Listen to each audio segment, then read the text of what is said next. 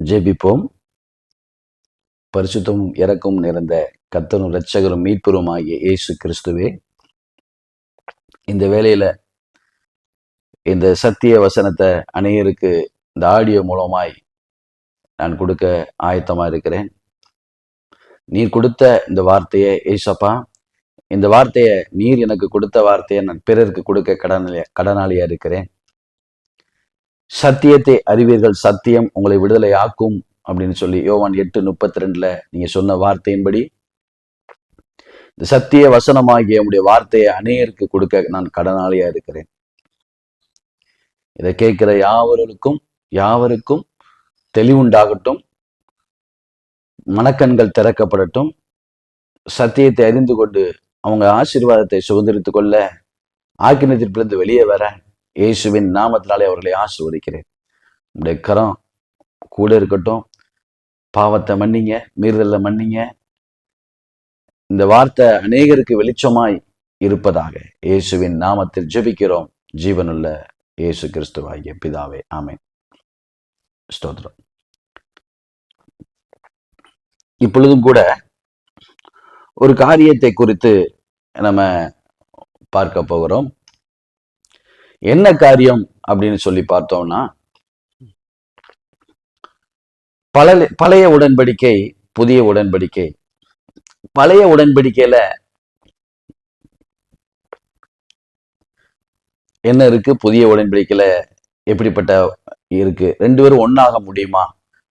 பழைய உடன்படிக்கை உள்ள மனிதர்களும் புதிய உடன்படிக்கையில் உள்ள மனிதர்களும் ஒன்னாக முடியுமா அப்படின்னு சொல்லி நம்ம பார்க்க, அதுல இயேசு கொடுத்த கிருபையினால அந்த சத்தியத்தை அறிந்து கொள்வோம். முதலாவது ஒரு வசனத்தை நம்ம பார்ப்போம். யோவான் 1 17 வசனம். எப்படியெனில் நியாயப்பிரமாணம் மோசையின் மூலமாய் கொடுக்கப்பட்டது, கிருபையும் சத்தியமும் இயேசு கிறிஸ்துவின் மூலமாய் உண்டாயின. யோவான் 1:17 இந்த விதமான ஒரு வார்த்தை இருக்கு. எப்படியெனில் நியாயப்பிரமாணம் மோசையின் மூலமாய் கொடுக்கப்பட்டது, கிருபையும் சத்தியமும் இயேசு கிறிஸ்துவின் மூலமாய் உண்டாயின அப்படின்னு ஒரு வார்த்தை இருக்கு. அப்போ மோசே, நியாயப்பிரமாணம், பழைய உடன்படிக்கை மோசே, புதிய உடன்படிக்கை இயேசு, அப்படிதான் ஒரு மீனிங் வருது இல்லையா? இதுக்கு உண்டான ஒரு காரியத்தை நம்ம ஆராய்ந்து பார்ப்போமானால் இதற்கு விடை கிடைக்கும். நீங்க முதலாவது மோசையின் நியாயப்பிரமாணத்துல அதை குறித்ததான ஒரு காரியத்தை பார்ப்போம். பின்பு இயேசு கிறிஸ்து சொன்ன காரியத்தை நம்ம கம்பேரிசன் பண்ணி பார்க்கும் பொழுது நமக்கு நல்லா புரியும் அது காரியத்தை.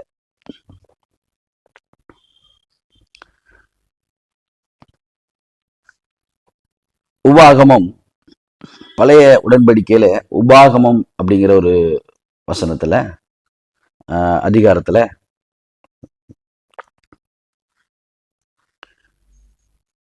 அதுல நீங்க பார்த்தீங்க அப்படின்னா உபாகமம் 33 அதிகாரம் 1 பார்ப்போம். தேவனுடைய மனுஷனாகிய மோசே தான் மரணம் அடையும் முன்னே இஸ்ரவேல் புத்திரரை ஆசீர்வதித்த ஆசீர்வாதமாவது அப்படின்னு சொல்லி ஒரு காரியத்தை ஆரம்பிக்கிறார். அதே உபாகமம் 33:4 பாத்தீங்கன்னா, மோசே நமக்கு ஒரு நியாயப்பிரமாணத்தை கற்பித்தான், அது யாக்கோப்பின் சபைக்கு சுதந்திரம் ஆயிற்று. அது என்ன யாக்கோப்பின் சபை? மோசே நமக்கு ஒரு நியாயப்பிரமாணத்தை கற்பித்தான், அது யாக்கோப்பின் சபைக்கு சுதந்திரம் ஆயிற்று.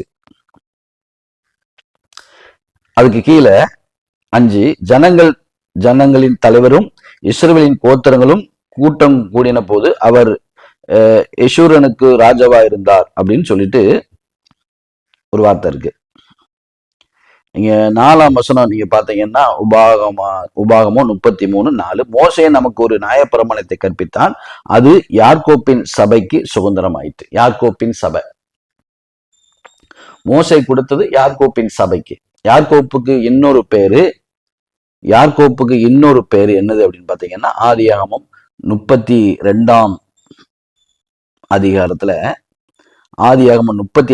அதிகாரத்துல ஒரு யாக்கோப்பு பார்த்து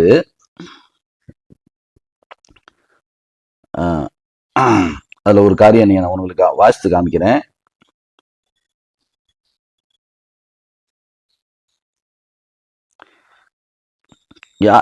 அதுல நீங்க பாத்தீங்கன்னா ஆதியாகமம் 32:24 பார்ப்போம். 23 அவர்களையும் சேர்ந்து ஆற்றை கடக்க பண்ணி தனக்கு உண்டான யாவற்றையும் அக்கறைப்படுத்தினான்.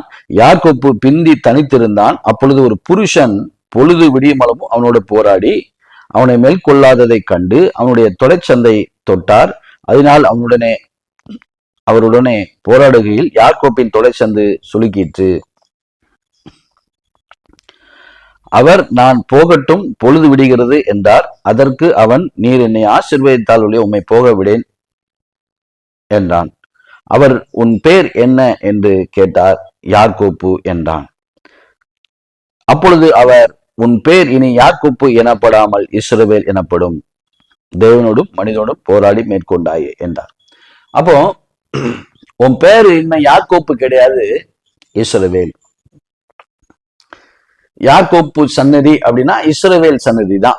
அதுக்கப்புறம் நீங்க பாத்தீங்கன்னா யாக்கோப்பின் குடும்பம் சொல்லி வந்துட்டே இருக்கிற காரியங்கள் இஸ்ரவேல் குடும்பத்தார் அப்படின்னு சொல்லி அதுல இருந்து மாறக்கூடிய ஒரு காரியங்கள் பார்க்கிறோம். இஸ்ரவேல் அப்படிங்கிற ஒரு காரியம் அங்கிருந்து தான் வருது. யாக்கோப்புக்கு இன்னொரு பேரு இஸ்ரவேல், தேவன் கொடுக்கிற பேர் தான்.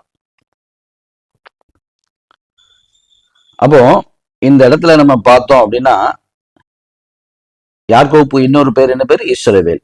அப்போ உபாகமம் 33 அதிகாரத்துல 33 அதிகாரத்துல 4 வசனம், மோசே நமக்கு ஒரு நியாயப்பிரமாணத்தை கற்பித்தான், அது யாக்கோப்பின் சபைக்கு சுதந்திரமாயிற்று. யாக்கோப்பின் சபைக்கு இன்னொரு பேரு இஸ்ரவேல். அப்போ இந்த காரியத்தை குறித்து நம்ம பார்ப்போம் அடுத்த வசனத்துல. உபாகமம் 34:1. பின்பு மோசே மோவாப் சமமான வெளியிலிருந்து எரிகோவுக்கு எதிரான நேபோ மலையில் இருக்கும் பிஸ்காவின் கொடுமுடியில் ஏறினான். அப்பொழுது கர்த்தர் அவனுக்கு தான் மட்டுமுள்ள கிளையாத் தேசம் அனைத்தையும், நப்தலி தேசம் அனைத்தையும், எப்ராஹிம் மனேசே என்பவர்களின் தேசத்தை, கடைசி சமுத்திரம் வரைக்கும் உள்ள யூதா தேசம் வரை அனைத்தையும் அதெல்லாம் காமிச்சிட்டு 4 பாத்தீங்கன்னா 34 உபாகமம் 34:4, அப்பொழுது கர்த்தர் அவனை நோக்கி, நான் உங்கள் சன்னதிக்கு கொடுப்பேன் என்று ஆபிரகாம், ஈசாக், யாக்கோப்புக்கு ஆணையிட்ட தேசம் இதுதான். இதை உன் கண் காணும்படி செய்தேன், ஆனால் நீ அவ்விடத்திற்கு கடந்து போவதில்லை என்றார். நீ பார்ப்ப, இந்த கானான் தேசத்தை நீ பார்ப்ப, ஆனா நீ சுதந்தரிப்பதில்லை. அதுக்கு அடுத்த வசனம், அப்படியே கர்த்தரின் தாசனாகிய மோசே மோவாப் தேசமான அவ்விடத்திலே கர்த்தருடைய வார்த்தையின்படியே மரித்தான். அதுக்கு அடுத்த வசனம், அவர் அவனை மோவாப் தேசத்தில் உள்ள பெத் பேயோருக்கு எதிரான பள்ளத்தாக்கிலே அடக்கம் பண்ணினார். இந்நாள் வரைக்கும் ஒருவனும் அவன் பிரேத குழியை அறியான்.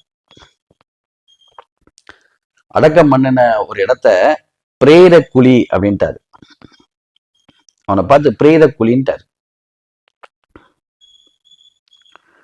சரி, இந்த காரியம் எகிப்துல இருந்து எவ்வளவோ பெரிய ஜனங்களை ரட்சித்து கூட்டு வந்தாரு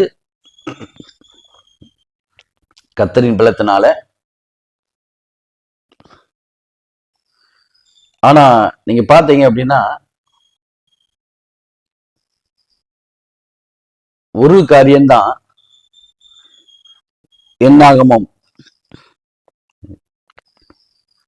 என்னாகமத்துல அதுல ஒரு காரியம் வருது. என்னாகமம் 20 அதிகாரத்துல அங்க தண்ணி இல்ல. மோசே செய்த காரியத்தை நீங்க பாத்தீங்க அப்படின்னா, இஸ்ரவேல் புத்திரர் என்னாகமம் 20:1. இஸ்ரவேல் புத்திரர் சபையர் எல்லாரும் 1ஆம் மாதம் சீனா வனாந்தரத்திலே சேர்ந்து ஜனங்கள் காதேசிலே தங்கியிருக்கையில் மிரியாம் மரணமடைந்து அங்கே அடக்கம் பண்ணப்பட்டான்.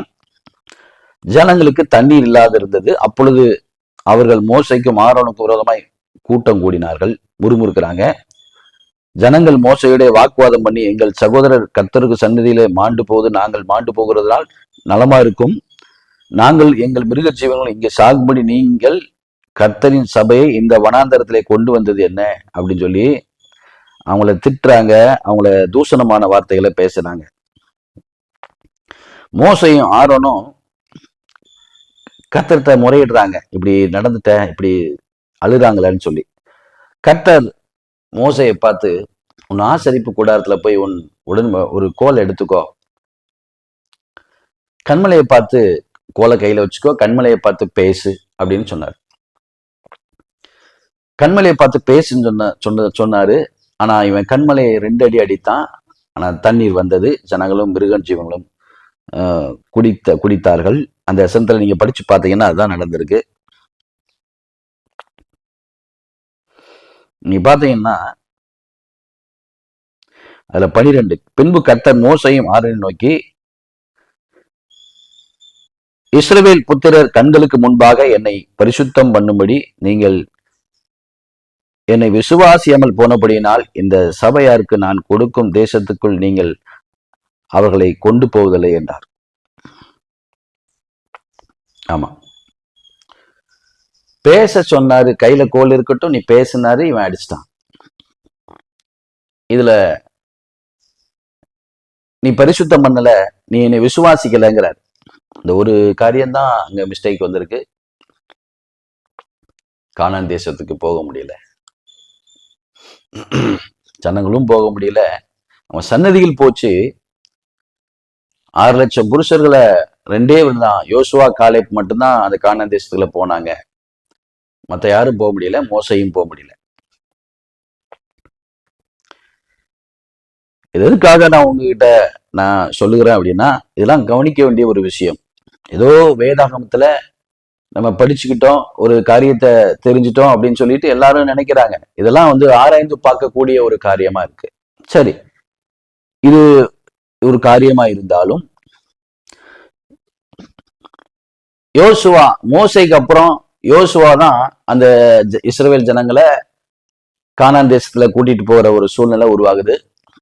யோசுவா, மோசைக்கு அப்புறம் யோசுவா தான் வழிநடத்தி கொண்டு வருகிறாரு. யோசுவா புஸ்தகத்துல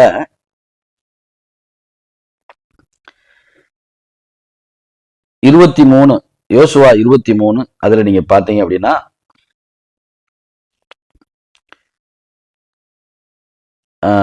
அதுல யோசுவா ஒரு காரியத்தை சொல்றாரு.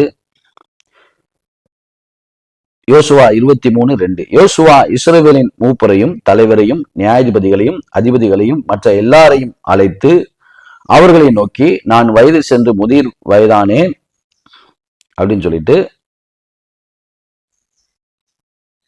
அப்படி சொல்லிட்டே வர்றாரு. அதுல நீங்க பாத்தீங்கன்னா 6 இதெல்லாம் ஆகையால் மோசையின் நியாயப்பிரமாண புஸ்தகத்தில் எழுதியிருக்கிறதை விட்டு வலதுபுறமாயிலும் இடதுபுறமாயிலும் விலகாமல் அதையெல்லாம் கை கொள்ளவும் செய்யவும் நிர்ணயம் பண்ணி கொள்ளுங்கள் அப்படின்னு சொல்லிட்டார்.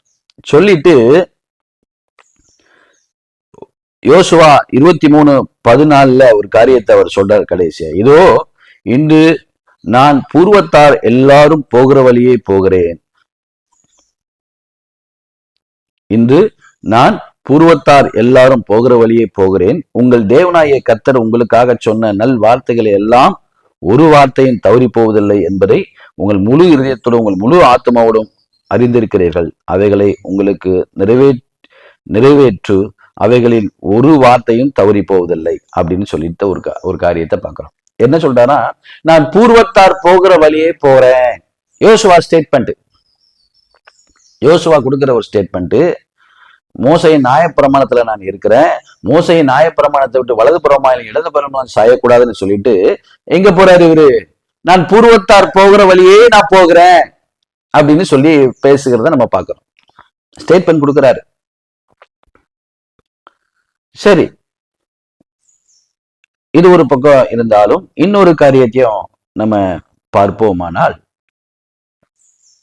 இது எதற்காக இதெல்லாம் சுட்டி காமிக்கிறேன் அப்படின்னா, உங்களுக்கு அது ஆசீர்வாதமாய் ஆராய்ந்து பார்ப்பதற்கு அது புரோஜனமாய் இருக்கும். அதுக்காக தான் அந்த காரியத்தை நான் உங்ககிட்ட ஷேர் பண்றேன். 1 ராஜாக்கள் 2ஆம் அதிகாரம் 1-2 நம்ம வாசித்து பார்த்தோம் அப்படின்னா நமக்கு தெரியும், தாவீது ஒரு பெரிய பழைய ஏற்பாட்டுல ஒரு முக்கியமான ஒரு நபர் அப்படின்னு நமக்கு தெரியும். அந்த வழியில, வம்ச வழியில தான் இயேசு கிறிஸ்து வருகிறாரு. அதெல்லாம் நமக்கு தெரியும். அவரு இங்க ஒரு காரியத்தை அவர் வாயினால அறிக்கையிடுறாரு. என்ன அறிக்கையிடுறாரு அப்படின்னா,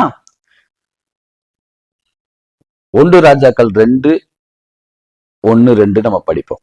தாவீது மரணமடையும் காலம் சமீபித்த போது அவன் தன் குமாரனாகிய சாலமோனுக்கு கட்டளையிட்டு சொன்னது அப்படின்னு சொல்லி ஒரு வார்த்தை வருது. அதுக்கு கீழே அவர் ஸ்டேட்மெண்ட் கொடுக்கிறாரு. நான் பூர்வத்தார் யாவரும் போகிற வழியே போகிறேன், நீ திடங்கொண்டு புருஷனாயிரி. நான் பூர்வத்தார் எங்க போறாங்க? பூர்வத்தார் யாரு? பூமியில உள்ள எல்லாரும் தான் பூர்வத்தார். பூர்வத்தார் போகிற வழியே நான் போறேன். பூர்வத்தார் எல்லாரும் எங்க போறாங்க? அங்கதான் நான் போறேன். நீனு அது திடங்கொண்டு புருஷனாயிரி. அவர் ஸ்டேட்மெண்ட் இதெல்லாம். அதுல 1 ராஜாக்கள் 2:4 படிச்சீங்கன்னா, மோசையின் நியாயப்பிரமாணத்தில் எழுதியிருக்கிறபடி நீ உன் தேவனாகிய கர்த்தருடைய கட்டளையும் கற்பனைகளையும் நியாயங்களையும் சாட்சிகளையும் கை கொள்ள அவர் வழியில் நடக்கும்படி அவருடைய காவலை காப்பாயாக. அவருடைய பிரமாணத்தை விட்டு நகலாதங்கிறாரு. ஆனா இவர் ஸ்டேட்மெண்ட் என்ன கொடுக்கிறாரு? நான் பூர்வத்தார் போகிற வழியே போகிறேன் அப்படின்னு ஸ்டேட்மெண்ட் கொடுக்கிறார். இதை நம்ம கவனிக்க வேண்டிய ஒரு காரியம். ஏன் பூர்வத்தார் போகிற வழியே போறேன் அப்படின்னு சொல்றாரு அப்படின்னா, இதுல ஒரு காரியம் இருக்கு. இப்ப பூர்வத்தார் போகிற வழியே போகிறன்னா இவர் எங்க போறாரு அப்படின்னு சொல்லி பார்க்கணும். நீங்க அப்போஸ்தலர் 2ஆம் அதிகாரத்துல 34ஆம் வசனத்தை நம்ம படிச்சோம்னா அதுக்கு விடை இருக்கு. தாவீது பரலோகத்துக்கு எழுந்து போகவில்லையே, நான் உம்முடைய சத்துருக்களை உம்முடைய பாடப்படியில் போடும் வரைக்கும் நீர் என் வலது பசத்தில் உட்காரும் என்று கர்த்தர் என் ஆண்டவனுடனே சொன்னார் என்று அவனுடைய சொல்லி இருக்கிறான் அப்படிங்கிறது. அப்ப தாவீது பரலோகத்துக்கு எழுந்து போகவில்லையே அப்படின்னு இருக்கு.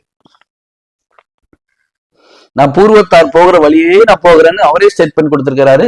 இங்க பேதுரு அவரை குறித்ததான ஒரு காரியத்தை சுட்டி காமிக்கிறாரு. தாவீது பரலோகத்துக்கு எழுந்து போகவில்லையே அப்படின்னு. அதே அப்போஸ்தலர் 13ஆம் அதிகாரம் 36 நீங்க வாசித்து பார்த்தீங்கன்னா, தாவீது தன் காலத்தில் தேவனுடைய சித்தத்தின்படி அவருக்கு ஊழியம் செய்து பின்பு நித்திரையிலிருந்து தன் பிதாக்களிடத்திலே சேர்க்கப்பட்டு அழிவை கண்டான். என்ன கண்டானா? தாவீது அழிவை கண்டான். அதுக்கு அடுத்த வசனம், தேவனால் எழுப்பப்பட்டவரோ அழிவை காண்பதில்லை. ஆதலால் சகோதரரே, இவர் மூலமாய் உங்களுக்கு, யார்? இயேசு மூலமாய் உங்களுக்கு பாவ மன்னிப்பு உண்டாகும் என்று அறிவிக்கப்படுகிறது என்றும். அதுக்கு அடுத்த வசனம் முக்கியமான வசனம், அப்போஸ்தலர் 13:39. மோசையின் நியாயப்பிரமாணத்தினாலே நீங்கள் எவைகளிலிருந்து விடுதலையாகி நீதிமான்களாக்கப்படக்கூடாது இருந்ததோ, விசுவாசிக்கிறவன் எவனும் அவைகளிலிருந்து இவராலே விடுதலையாகி நீதிமான்களாக்கப்படுகிறான் என்று உங்களுக்கு தெரிந்திருக்க கடவுது. அதுக்கு அடுத்த வசனத்தை நான் வாசித்து காமிச்சிருந்தேன். அப்பதான் நிறைய பேருக்கு இது புரியும். அன்றியும் தீர்க்கதரிசியின் புஸ்தகத்திலே 41, அப்போஸ்தலர் 13:41, அசட்டைக்காரரே பாருங்கள், பிரமித்து அழிந்து போங்கள், உங்கள் நாட்களில் ஒரு கிரியை நான் நடப்பிப்பேன், ஒருவன் அதை உங்களுக்கு விவரித்து சொன்னாலும் நீங்கள் விசுவாசிக்க மாட்டீர்கள் என்று சொல்லி இருக்கிறபடி உங்களுக்கு நேரிடாதபடி எச்சரிக்கையா இருங்கள் என்றான். வேணா விளக்கமா சொல்றேன். கர்த்தராய் இயேசு கிறிஸ்து எனக்கு கொடுத்து இது நான் உடைக்கிறேன், இந்த ஓமையை உடைக்கிறேன், கண்கள் திறக்கப்பட்ட காரியத்தை நான் எல்லாத்துக்கும் ஷேர் பண்றேன். அவர் என்னுடைய வார்த்தை இல்ல, அவர் எனக்கு கொடுத்த வார்த்தையை நான் உங்களுக்கு கொடுக்கிறேன்.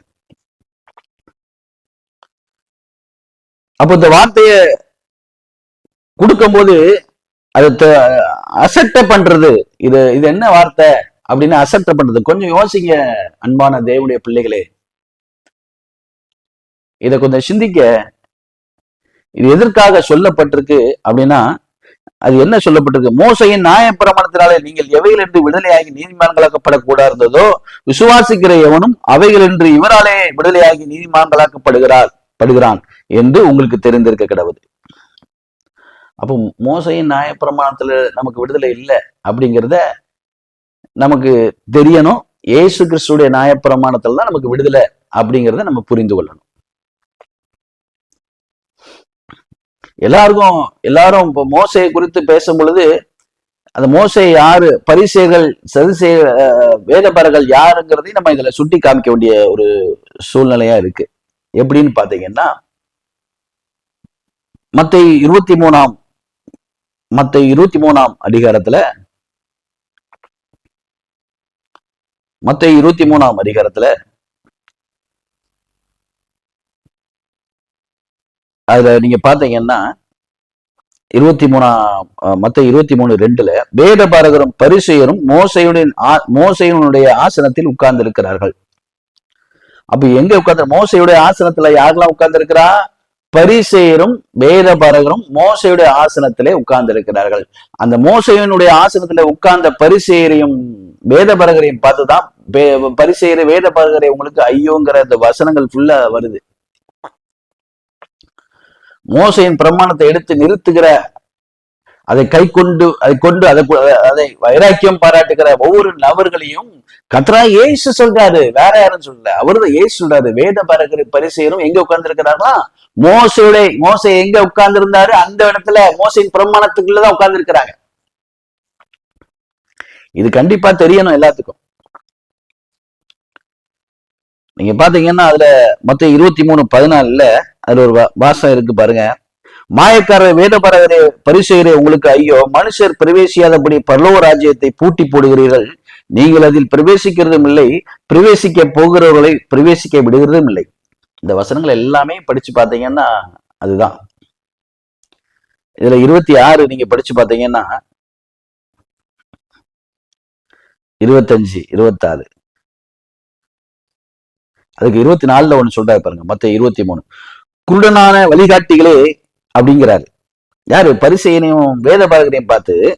அதுக்கு அடுத்த வசனம் 25 மாயக்காரரை வேதபாரகரை பரிசேயரை உங்களுக்கு ஐயோ, போஜன பதார்த்தங்களில் வெளிப்புறத்தை சுத்தமாக்குகிறீர், உள்புறத்திலோ அவைகள் கொள்ளையினாலும் அநீதியினாலும் நிறைந்திருக்கிறது. அதுக்கு அடுத்த வசனம் 26, மத்தேயு 23:26 குருடனான பரிசேயனே, போஜன பதார்த்தங்களில் வெளிப்புறத்தை சுத்தமாக்கும்படி அவைகளின் உள்புறத்தை முதலாவது சுத்தமாக்கு. வெள்ளடிக்கப்பட்ட கல்லறைங்கிறாரு, நிறைய பிரேத குழிங்கிறாரு. நீங்க இதை கவனிக்க வேண்டிய விஷயம் இது. யோவான் 9ஆம் அதிகாரத்துல ஒரு பிறவி கூட ஒருத்தன் இருக்கிறான். அதுல ஒரு மனுஷன் பிறவிலே கூடனா இருக்கிறான். யோவான் 9 அந்த பிறவி கூடனை அவனை இயேசு கிறிஸ்து சுத்தமாக்குறாரு. எந்த இடத்துல பாத்தீங்கன்னா, நீங்க அதுல யோவான் 9ஆம் அதிகாரத்துல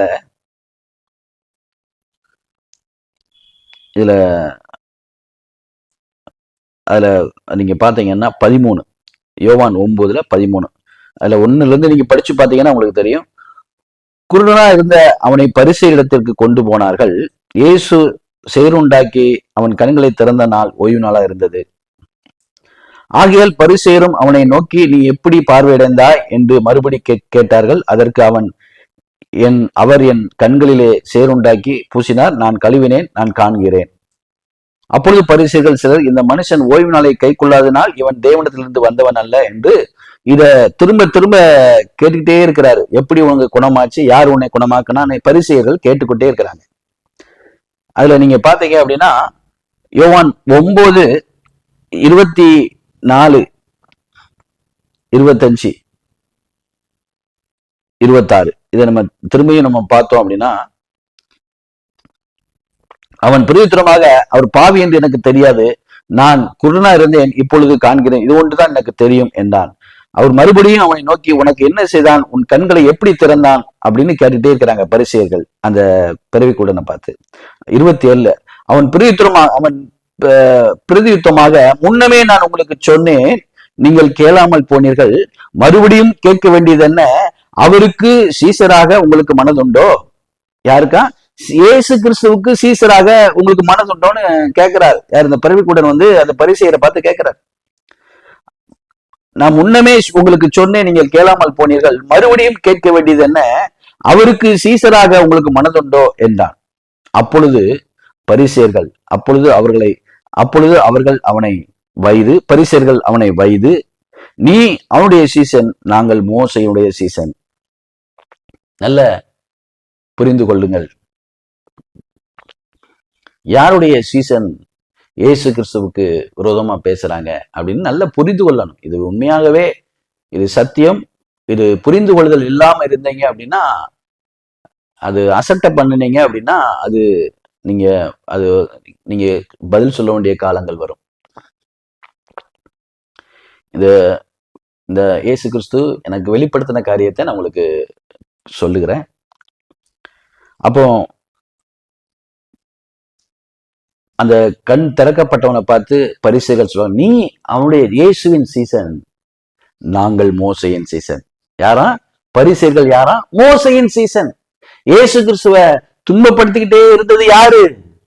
பரிசேயர்களும் வேதபாரர்களும் தான். பரிசேயரும் வேதபாரர்களும் தான். அவங்க எங்க இருந்தாங்க? மோசையின் பிரமாணத்துல இருந்தாங்க. பழைய உடன்படிக்கையில மோசையின் பிரமாணத்துல இருந்தாங்க. இயேசு கிறிஸ்துடைய பிரமாணம் கிடையாது. அந்த பரிசேயருக்கும் வேதபாரருக்கும் இயேசு கிறிஸ்துடைய உபதேசம் இல்ல. இன்னைக்கு அநேகர் சொல்லலாம், நாங்க மோசையின் பிரமாணத்துல, பழைய உடன்படிக்கை, ஓய்வு நாள், எல்லாமே ஓய்வு நாள், ஆசாரியர்கள், திருவிருந்து, ஞானஸ்தானம், இது எல்லாமே அது எங்களுக்கு அந்த பழைய உடன்படிக்கையில என்னெல்லாம் உண்டோ இது எல்லாமே எங்களுக்கு அப்படின்னு சொல்லி யாத்திராகமம் 20ஆம் அதிகாரத்தில் சொல்லப்பட்ட கட்டளைகள் எல்லாம் எனக்கு என்ன சொல்லிட்டு இருப்பாங்க. அதை விட இங்க கட்டளைகள், இயேசு கிறிஸ்து அங்க மாம்ச பிரகாரமான கட்டளை, இங்க ஆவின் பிரகாரமான கட்டளையை கொடுத்தாரு. கொலை செய்யாதிருப்பா என்று பூர்வத்தாருக்கு உரைக்கப்பட்டதை கேள்விப்பட்டிருப்பீர்கள். மத்தேயு 5:21. இங்க கோவப்பட்டாலே கொலைங்கிறத சொல்லி கொடுக்கிறாரு. பழிவாங்க நினைச்சாலே கொலைக்கு சமன்னு சொல்லி கொடுக்கிறாரு. வெளிப்புறமான கட்டளை இல்ல, உள்புறமான கட்டளை. உள்ளே சுத்தப்படுத்தணுங்கிறாரு.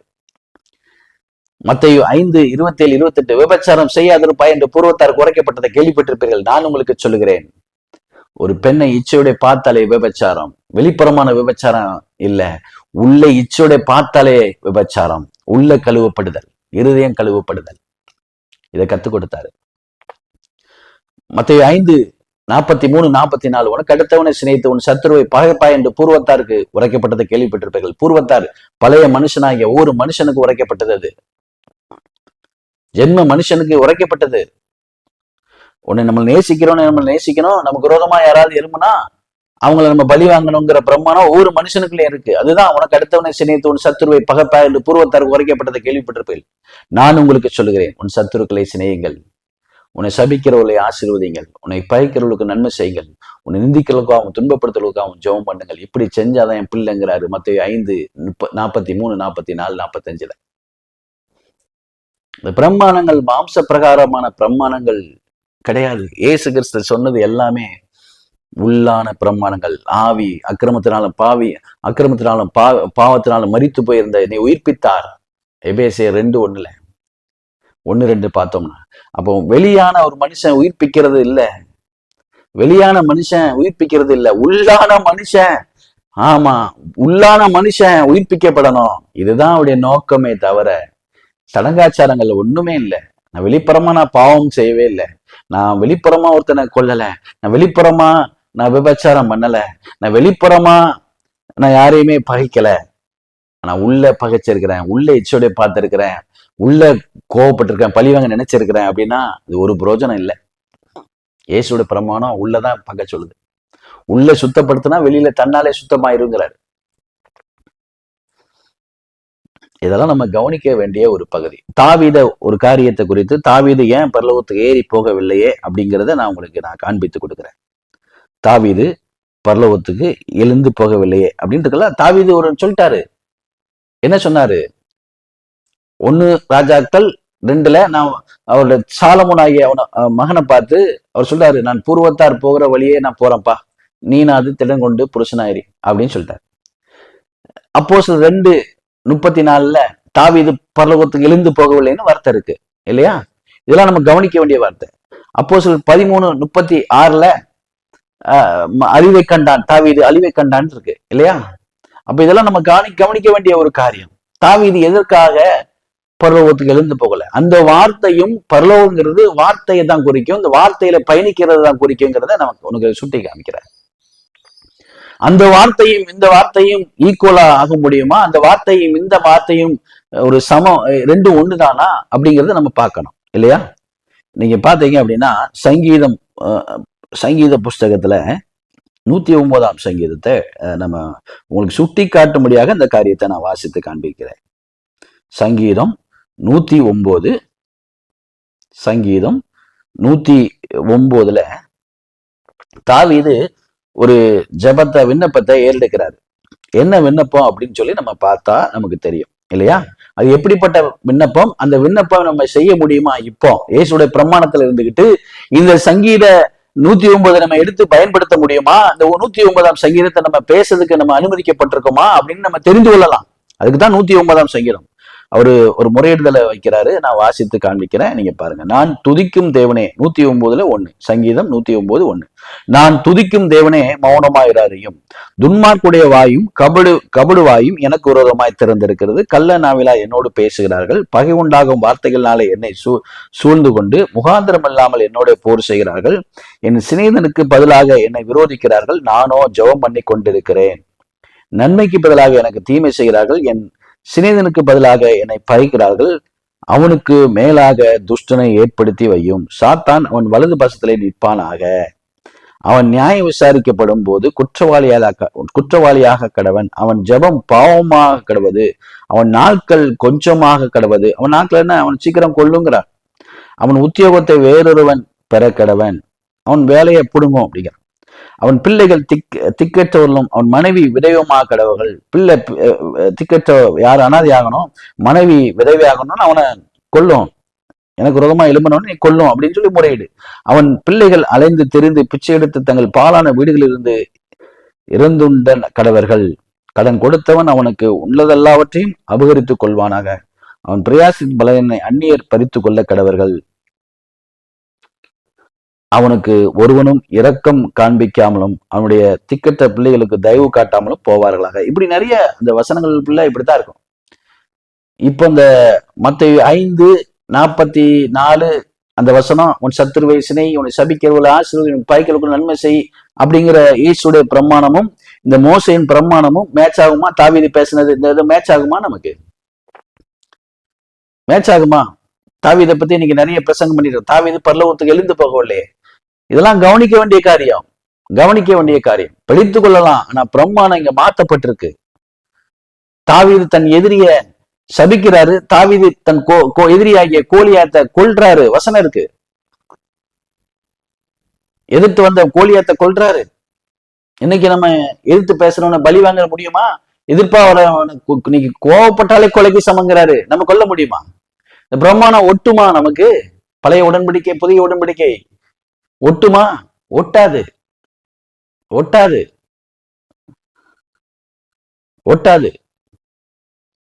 அதுதான் திரும்ப திரும்ப நான் சொல்றேன். அதுதான் சொல்றாரு இயேசு கிறிஸ்து யோவான் 7:19 ஒரு காரியத்தை சொல்றாரு. யோவான் 7:19 மோசே நியாயப்பிரமாணத்தை உங்களுக்கு கொடுக்கவில்லையா? அப்படி இருந்தும் உங்களில் ஒருவனும் அந்த நியாயப்பிரமாணத்தின்படி நடக்கிறது இல்லையே. அப்ப மோசே நியாயப்பிரமாணத்தை உங்களுக்கு கொடுக்கவில்லையா? அப்படி இருந்தும் அந்த நியாயப்பிரமாணத்தின்படி நடக்கவில்லையே அப்படின்னு ஒரு காரியத்தை சொல்றாரு. இதுல நீங்க பாத்தீங்க அப்படின்னா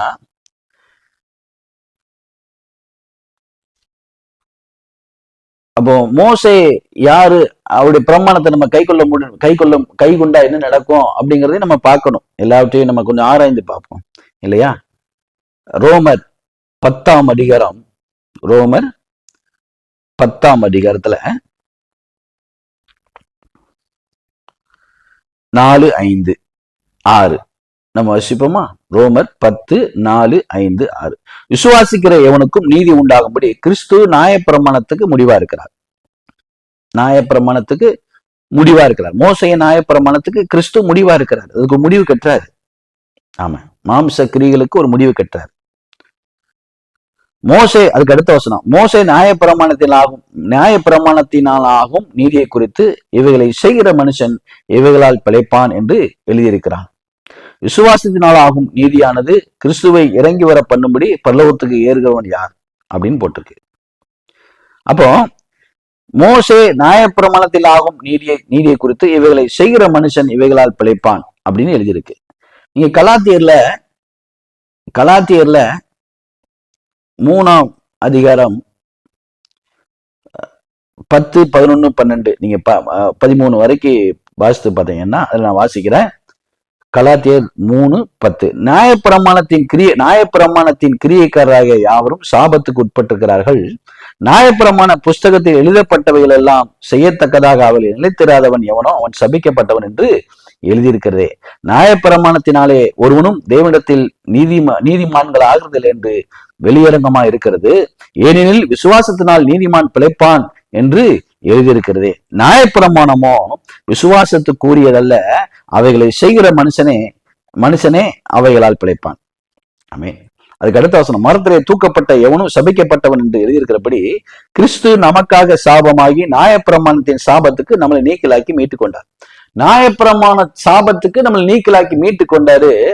திரும்பியும் நம்ம நியாயப்பிரமாணம் அப்படின்னு நம்ம பார்க்கிறோம். நியாயப்பிரமாணத்துக்குள்ளதான் நம்ம பயணிக்க நினைக்கிறோம். மரத்திலே தூக்கப்பட்ட எவனும் சபிக்கப்பட்டவன் அப்படின்னு இருக்கிற உடனே இன்னைக்கு எல்லாருமே நம்ம சிலுவையில தூக்கப்படல, சிலுவையினால கட்டப்பட்டிருக்கோம் இல்லையா? இன்னைக்கு வார்த்தையினால கட்டப்பட்டிருக்கோம். மரத்திலே தூக்கப்பட்ட எவனும் சபிக்கப்பட்டவன் அப்படின்னு இருக்கு. இன்னைக்கு நம்ம ஒவ்வொரு மனிதனும் எப்படிப்பட்டவனா இருக்கிறான்? ஆதியாகமத்துல 3ஆம் அதிகாரத்துல ஆதாம 10 சொல்றாரு, ஆதாமே உன் நிமித்தம் பூமி சபிக்கப்பட்டிருக்குங்கிறார். பூமின்னா இந்த பூமி இல்ல, தன் மனிதனை தான் குறிக்கி.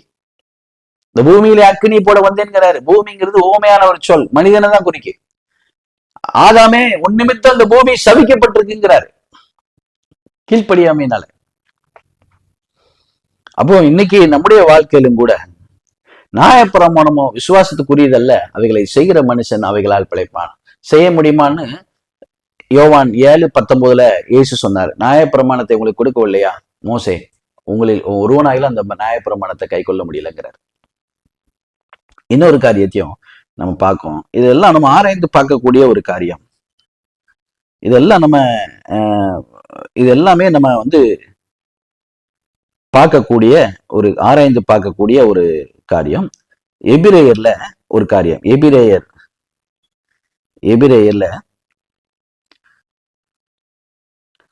எபிரேயர் 3ஆம் அதிகாரம் 2, 3, 4, 5 நம்ம வாசிக்கிறேன். மோசே தேவனுடைய வீட்டில் எங்கும் உண்மையுள்ளவராய் இருந்தது போல இவரும் தம்மை ஏற்படுத்தினவருக்கு உண்மை உள்ளவராய் இருக்கிறார். வீட்டை உண்டு பண்ணினவன் வீட்டை பார்க்கிலும் அதிக கனத்துக்குரியவனா இருக்கிறான். அதுபோல மோசையை பார்க்கிலும் இவர் அதிக மகிமைக்கு பாத்திரரா இருக்கிறார். நல்லா பார்த்துக்கோங்க. மோசே தேவனுடைய வீட்டில் எங்கும் உண்மையுள்ளவனா இருந்தது போல இவரும் தம்மை ஏற்படுத்தினவருக்கு உண்மையுள்ளவனா இருக்கிறார். வீட்டை உண்டு பண்ணினவன் வீட்டை பார்க்கிலும் அதிக கனத்துக்குரியவனா இருக்கிறான். அதுபோல மோசையை பார்க்கிலும் இவர் அதிக மகிமைக்கு பாத்திரரா இருக்கிறார். ஏனெனில் எந்த வீடும் ஒருவனாலே உண்டாக்கப்படும், எல்லாவற்றையும் உண்டு பண்ணினவர் தேவன். சொல்லப்படுகிற போகிற காரியங்களை குறித்து சாட்சியாக மோசே பணிவிடக்காரனாகிய அவருடைய வீட்டில் எங்கும் உண்மையுள்ளவனா இருந்தான். கிறிஸ்துவோ அவருடைய வீட்டுக்கு மேற்பட்டவராகிய குமாரனாக உண்மையுள்ளவனா இருக்கிறார். இதுதான் நாமே அவருடைய வீட்டாரா இருப்போம். அல்லேலூயா. இது நம்ம வாசித்து பார்க்கக்கூடிய ஒரு காரியம். அப்ப இதுலயும் நம்ம ஒரு தெளிவு உண்டாகணும். 2 கொரிந்தியர்ல அதையும் நான் உங்களுக்கு சுட்டி காமிக்க விரும்புகிறேன். 2 கொரிந்தியர் 3ஆம் அதிகாரம் 2 கொரிந்தியர் 3ஆம் அதிகாரத்துல 6, 7, 8, 9, 10 நம்ம படிச்சோம் அப்படின்னா அதுலயும் ஒரு காரியத்தை பவுலை வச்சு நம்ம எழுதி இருக்கிறாரு. புது நீங்க 2 கொரிந்தியர் 3:6 இருந்து நான் படிக்கிறேன். புது உடன்படிக்கையின் ஊழியக்காரராக இருக்கும்படி அவரே எங்களை தகுதி உள்ளவர்கள் ஆக்கினார். அந்த உடன்படிக்கை எழுத்து கூறியதா இராமல் ஆவி கூறியதா இருக்கிறது. எப்படியா? எழுத்து கூறியதா இராமல். உடன்படிக்கை மோசையின் எழுத்து கூறியது, இயேசு ஆவி கூறியவரா இருக்கிறாரு. இப்ப இயேசு எப்படி இருக்காரு? யோவான் 4:24 தேவன் ஆவியா இருக்கிறாரு இல்லையா, வார்த்தையா இருக்கிறாரு. ஆமென். அப்போ இந்த இடத்துல நம்ம புது உடன்படிக்கையின் ஊழியக்காரரா இருக்கும்படி அவரே எங்களை தகுதி உள்ளவர்கள் ஆக்கினார். அந்த உடன்படிக்கை எழுத்து கூறியதா இராமல் ஆவி கூறியதா இருக்கிறது. எழுத்து கொள்கிறது, ஆவியை உயிர்ப்பிக்கிறது. எழுத்து எப்படியா? மோசையின் பிரமாணம் என்ன செய்யா? எழுத்து கொல்லுகிறது, ஆவியை உயிர்ப்பிக்கிறது. அதான் சொல்றாரு யோவான் 6:63 ஆவியை உயிர்ப்பிக்கிறது, மாம்சமானது ஒன்றுக்கு உதவாது, நான் உங்களுக்கு சொல்லுகிற வசனங்கள் ஆவியாயும் ஜீவனுமாய் இருக்க சொல்லியிருக்கிறார். இப்போ அந்த அதுக்கு அடுத்த வசனம் 2 கொரிந்தியர் 3:7 பார்ப்போம். அது கண்டினியூ நான் ஒரு தொடர்ச்சியான ஒரு வசனம் தான். எழுத்துக்களினால் எழுதப்பட்டு கற்களில் பதித்திருந்த மரணத்துக்கு ஏதுவான ஊழியத்தை செய்த மோசையுடைய முகத்திலே மகிமை பிரகாசம் உண்டானபடினால். எப்படியா? மரணத்துக்கு ஏதுவான ஊழியத்தை யார் செஞ்சாரா? மோசே. மரணத்துக்கு ஏதுவான ஊழியத்தை செய்தது யாரு? மோசையுடைய முகத்திலே மகிமை பிரகாசம் உண்டானபடியினால் இஸ்ரவேல் புத்திரர் அவன் முகத்தை நோக்கி பார்க்க கூடாது இருந்தார்களே. ஒளிந்து போகிற மகிமை உள்ளுடைய அந்த ஊழியமே அப்படிப்பட்ட மகிமை உள்ளதா இருந்தால் அப்படின்னு அது அவன் மோசையுடைய ஒளிந்து போயிற்று. ஒளிந்து போகிற மகிமையுடைய ஊழியமே அந்த அப்படிப்பட்ட மகிமை உள்ளதா இருந்தால் ஆவிக்குரிய ஊழியம் எவ்வளவோ மகிமை உள்ளதா இருக்கும். ஆக்கினை தீர்ப்பு கொடுக்கும் ஊழியம் மகிமை உள்ளதா இருந்தால் நீதி கொடுக்கும் ஊழியம் அதிக மகிமை உள்ளதா இருக்குமே. அது ஆக்கினை தீர்ப்பு. மோசையின் ஊழியம் ஆக்கினை தீர்ப்பு கொடுக்கும் ஊழியம். இங்கே நீதி கொடுக்கும் ஊழியம். அதுக்கு 2 கொரிந்தியர் 3:10 அதுக்கு அடுத்த வசனம். இப்படி இருக்க மகிமைப்பட்டிருந்த அந்த ஊழியத்துக்கு இந்த ஊழியம், இப்படியாக மகிமைப்பட்டிருந்த அந்த ஊழியம் இந்த ஊழியத்துக்கு உண்டா இருக்கிற சிறந்த மகிமைக்கு முன்பாக மகிமைப்பட்டது அல்ல. அன்றியும் ஒளிந்து போவதே மகிமை உள்ளதா இருந்தால் நிலைத்திருப்பது அதிக மகிமை உள்ளதா இருக்குமே. எவ்வளவு அழகா தெளிவா சொல்லி இருக்கிறாங்க. எவ்வளவு அழகா தெளிவா சொல்லி இருக்கிறாங்க. பவுலை வச்சு பேசியிருக்கிறாரு. இதுல நீங்க இன்னமும் பாத்தீங்க அப்படின்னா எபிரேயர் 11ஆம் அதிகாரத்துல எபிரேயர் 11 நம்ம எல்லாருக்கும் விசுவாசத்தினால நற்சாட்சி பெற்றவர்கள் தெரியும். நீங்க பாத்தீங்கன்னா விசுவாசனாலே ஆபேல், காயின் அப்படின்னு சொல்லி நிறைய வரும். இதுல எல்லாருடைய பேரும் வரும். விசுவாசத்தினாலே நோவா அவருடைய பேர் வரும். விசுவாசனாலே ஆபிரகாம் செய்ததையும் வரும். விசுவாசனாலே சாராள் பேர் வரும். அதுல எல்லாருடைய பேரும் வரும்.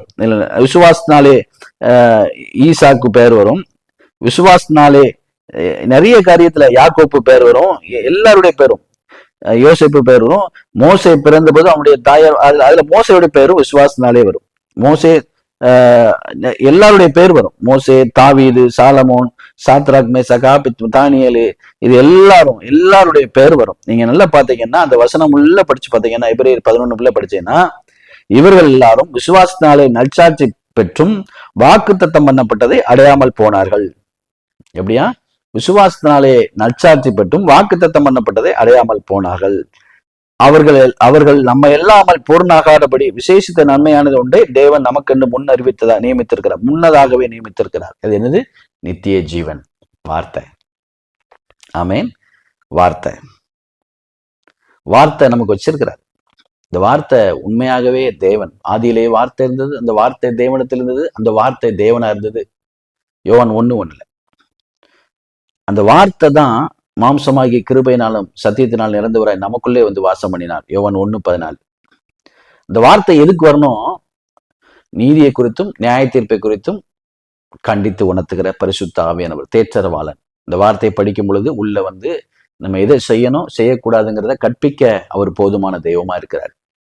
பழைய உடன்படிக்கையில அப்படி கிடையாது. நான் பாவம் செய்தேன்னா பலி செலுத்தப்படும். அதுதான் நடந்திருக்கு. இங்க புது உடன்படிக்கையில மனம் திரும்புங்கள், பரலோக ராஜ்யம் சமீபித்திருக்கிறது. அப்படின்னா பரலோக ராஜ்யம்னா இயேசு பேசின வார்த்தைகளை தான் ராஜ்யம், பரலோக ராஜ்யம்னு சொல்றாரு. இயேசு கிறிஸ்து வாயிலிருந்து புறப்பட்ட இந்த வார்த்தைகளுக்கு நம்ம கீழ்ப்படியும் போதுதான் இதுதான் பரலோக ராஜ்யங்கிறாரு. இது இன்னும் நிறைய உங்களுக்கு நான் விளக்கத்தை சொல்ல முடியும். இன்னும் அநேக காரியங்களை நான் பேசுறதுக்கு முடியும். ஆனா இன்னும் அந்த வீடியோல நான் இதோட முடித்துக் கொள்கிறேன். இன்னும் அடுத்த வீடியோல, அடுத்த ஆடியோல நான் உங்களை சந்திக்கிறேன். பரிசுத்தமுள்ள கர்த்தரும் இரட்சகரும் மீட்பரும் ஆகிய இயேசு கிறிஸ்துவே, இந்த கிருபை இந்த ஆடியோ மூலமாய் கேட்டுக்கொண்டிருக்கிற எல்லாரையும் சந்திப்பீராக. ஆசீர்வதிங்க, பலப்படுத்துங்க. உங்களுடைய கரம் கூட இருக்கட்டும். இயேசுவின் நாமத்தினாலே இந்த காரியத்தை வெளிப்படுத்த சித்தமா இருக்கிறீர். கேட்கிற யாவருக்கும் இது ஆசீர்வாதமாய் இருக்க உதவி செய்யுங்க. இயேசுவின் நாமத்தில் ஜெபிக்கிறோம் ஜீவனுள்ள பிதாவே. ஆமென், ஆமென்.